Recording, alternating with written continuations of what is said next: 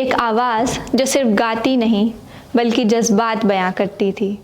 एक नाम जो हम सब के दिलों में बसा है और एक ऐसी कहानी जो संघर्ष से शुरू होकर भारत की सबसे महान गायिका बनने तक जाती है।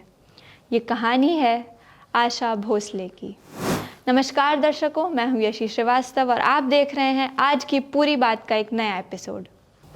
8 सितंबर 1933 को महाराष्ट्र के सांगली में जन्मी एक लड़की जिसका नाम रखा गया आशा। उनके पिता पंडित दीनानाथ मंगेशकर एक सधे हुए शास्त्रीय गायक और थिएटर आर्टिस्ट थे।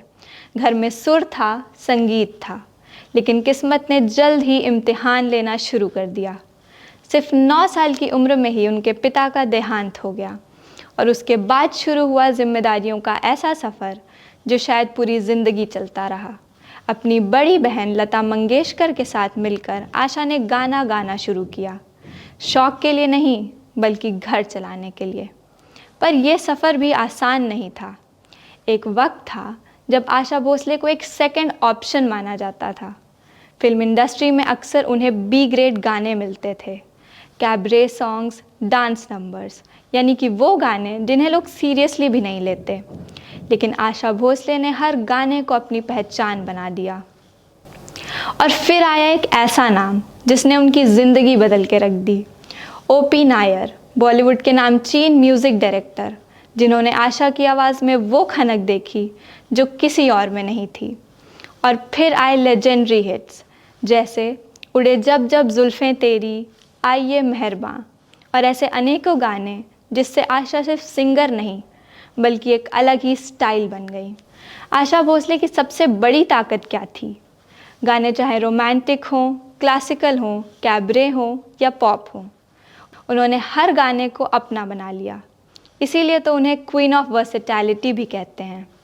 फिर आया उनकी ज़िंदगी का एक और आइकॉनिक कोलैबोरेशन, आर.डी. बर्मन, यानी कि बॉलीवुड के प्यारे पंचम दा।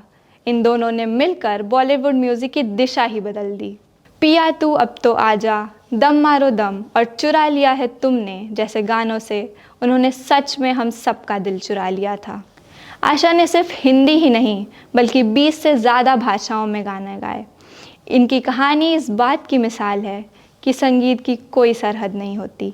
उनकी निजी ज़िंदगी में भी बहुत सी कठिनाइयाँ रहीं, जैसे कम उम्र में शादी, स्ट्रगल्स, लेकिन आशा ने कभी अपने आप को टूटने नहीं दिया। उन्होंने हर दर्द को अपनी आवाज़ में बदला। जब आशा भोसले अपनी आइकॉनिक वाइट साड़ी और हस्की आवाज़ में सुर लगाती तो ऐसा लगता था मानो समा ही थम गया हो। वो सिर्फ एक नाम नहीं बल्कि संगीत की ऐसी मूरत बन गई जिनसे हम सभी इंस्पायर होते हैं।